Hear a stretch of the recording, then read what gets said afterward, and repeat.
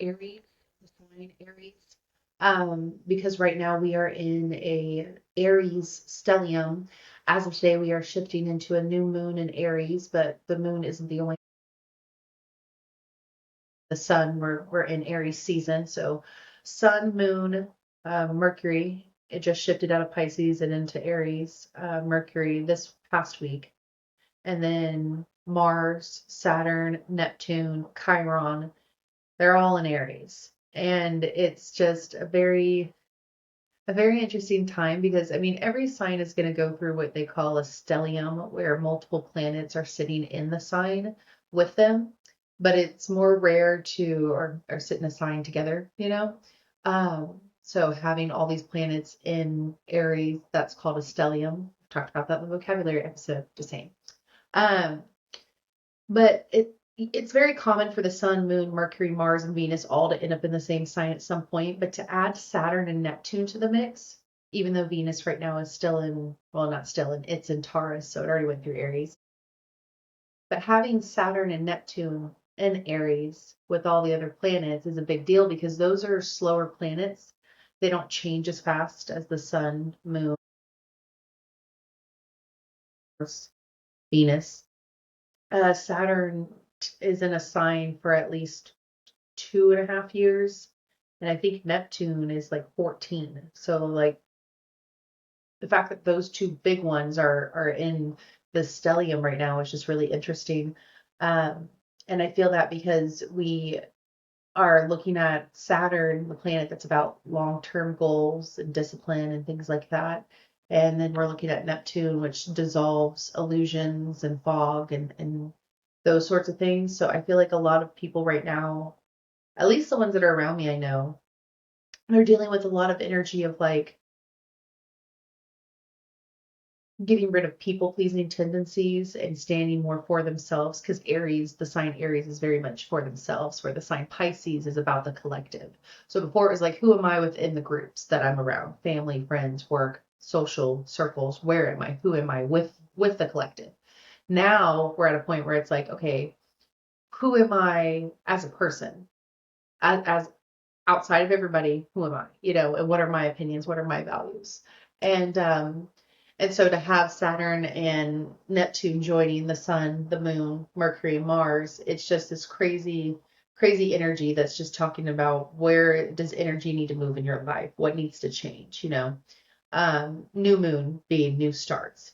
Aries itself is new starts. So it's just a very interesting time to be in. So I wanted to continue my astrology yaps, if you will, in hopes that maybe hearing just some stuff about some things will help things click as you're going through it.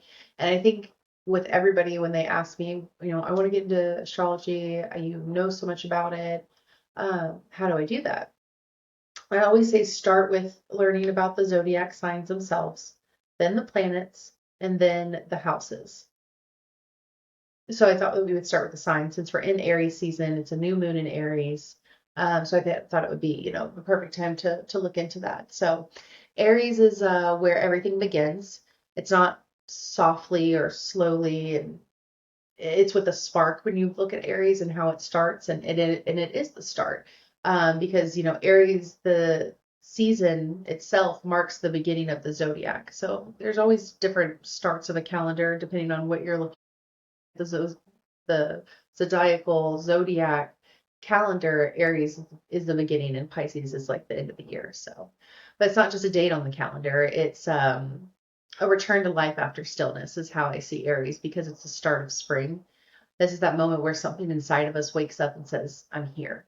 Just like a bud in the ground, which is very much Aries and the spring equinox that we just went through and that energy that we're in right now. It's that energy of initiation, of movement, of starting before you feel ready, just starting. Because Aries is a cardinal sign that's ruled by Mars, and a cardinal sign means it's a leader, it's a doer. And then if it's ruled by Mars, the planet of aggression, action, drive, instinct, it doesn't sit around overthinking about things. So Aries comes with that frequency. It's direct, it's raw, it responds in real time.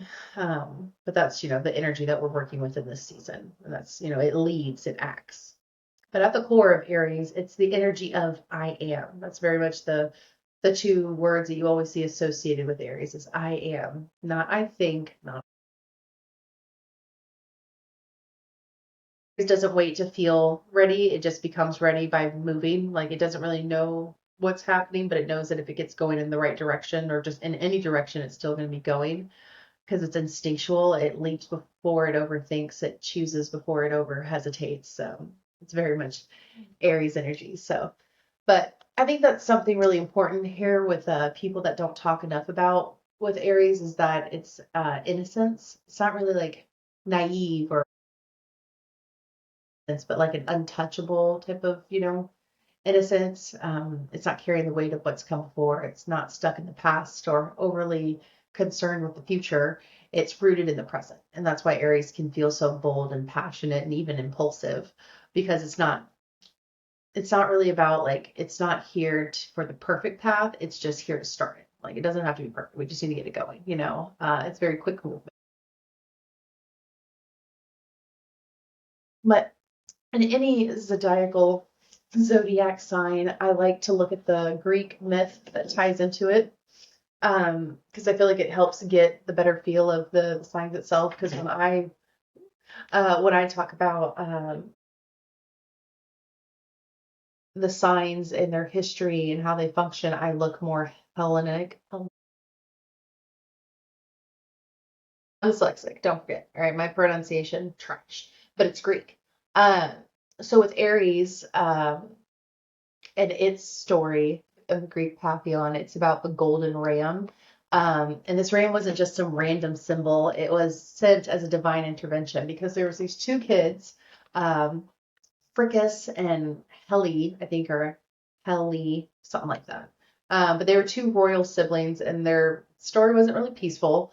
After their stepmom became jealous of them and threatened them. That typical story. And she saw them as obstacles to her power.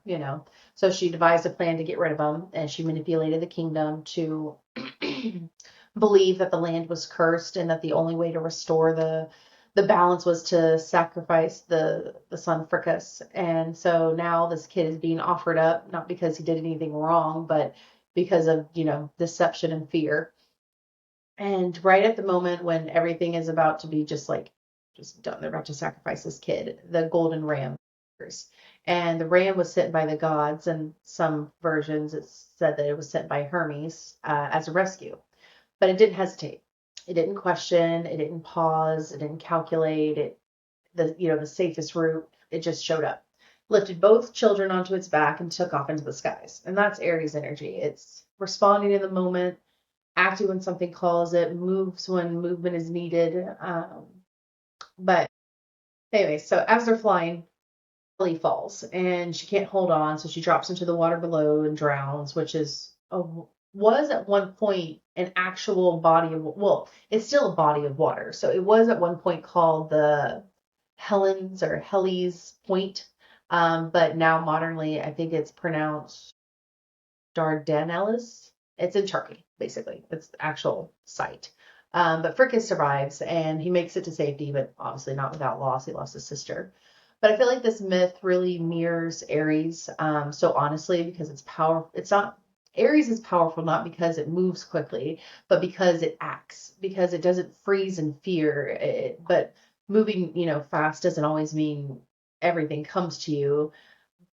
There could be consequence to moving fast. There can be things that slip through your grasp when you're in motion. But the lessons that's woven into Aries is that to not stop being bold, to not stop acting and responding, but to learn how to hold your fire with awareness so you're not just escaping something, you're actually arriving somewhere with intention. So, um, and another thing that I like to look at when we're looking at the myths is if there's any gods associated with it. So Aries is represented by Aries. So Aries, the zodiac is spelled Aries, whereas the god is Ares. Um, so while the sign, symbolizes the ram, it's ruled by the planet of Mars, which is, in the Greek mythology is Aries. That's his other name, the god strategic sense. He didn't calculate. He's not sitting around planning 10 steps ahead. He's just raw instinct. Just go in there and fucking do it. But he represents a part of us um, that reaches immediately the surge of, adrenaline and that heat in your body when something crosses a line, that moment when you feel something and you act on it before your mind has time to filter. That's Aries energy. And it's always so funny to me because I know so many moments where I've had that where just like my body shifted and I was just like, it's going. I've never even been in a physical altercation outside of like fighting my sister growing up, but just that confrontation, like, no, you got me fucked up. That's Aries. But it's not polished, it's not refined, it's honest, and that's what we love about it. So but he was known for being impulsive and passionate and intense. He would rush into battle, driven by emotion and instinct rather than strategy. And because of that, he wasn't always respected in the mythology. It's kind of important too because energy isn't about being liked; it's about just being real. It's something to take away that realness. It's like, well, I'm not everybody's fucking cup of tea.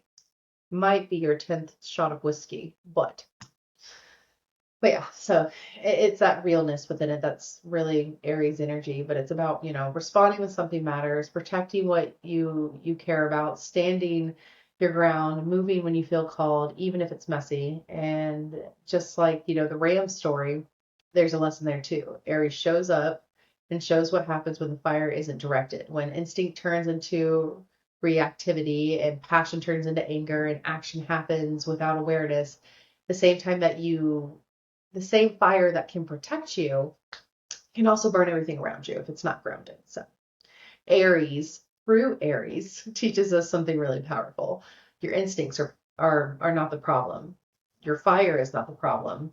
It's learning how to work with it, and instead of letting it control you find the difference between reacting and responding, impulse and intention.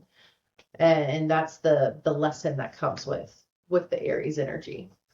Um, Looking at like the strengths and weaknesses of the sign is one of my biggest things. It's not really weakness, I would like to say, because I think that's kind of negative. It's like what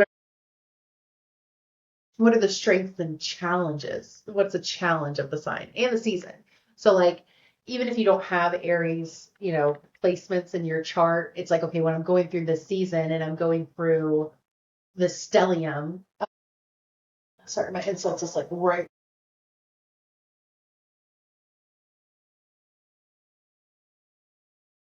shifted.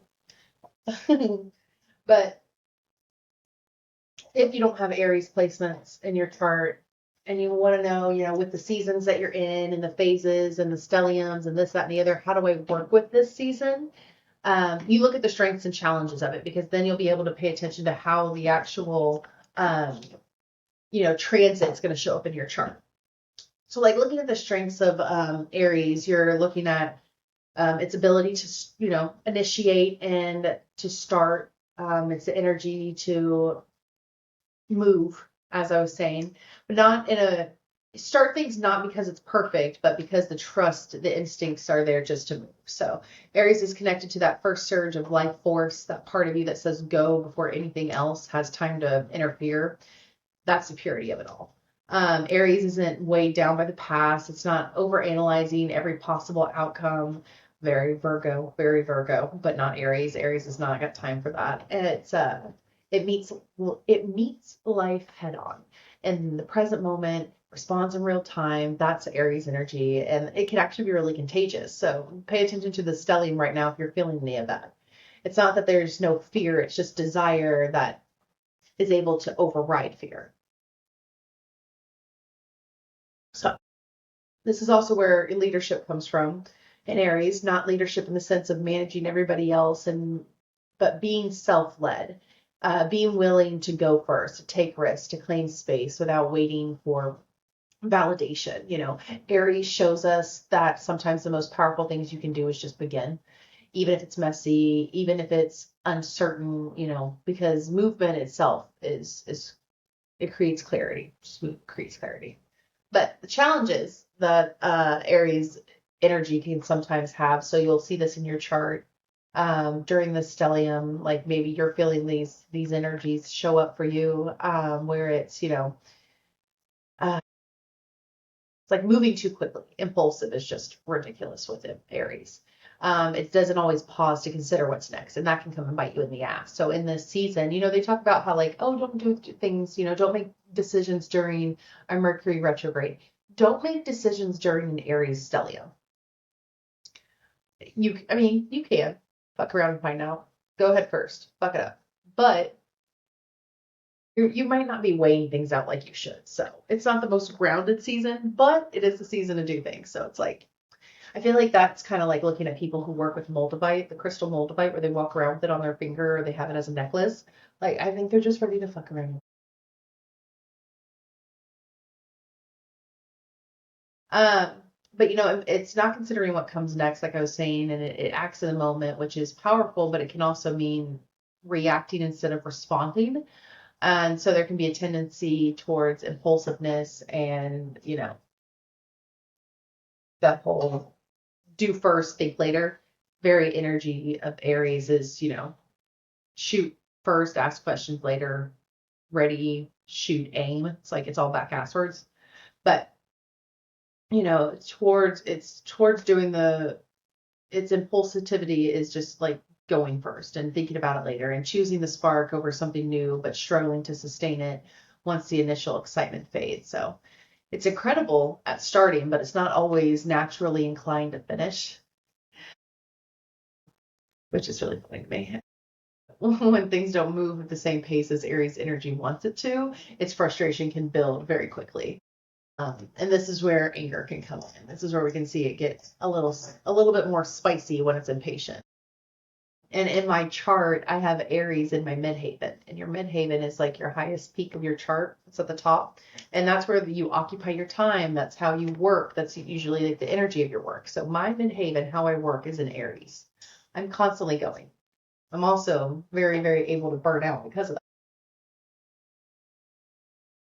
I'm also very impatient. People aren't moving at my pace at my office. I hate it. I'm just like, what do you mean you're not me?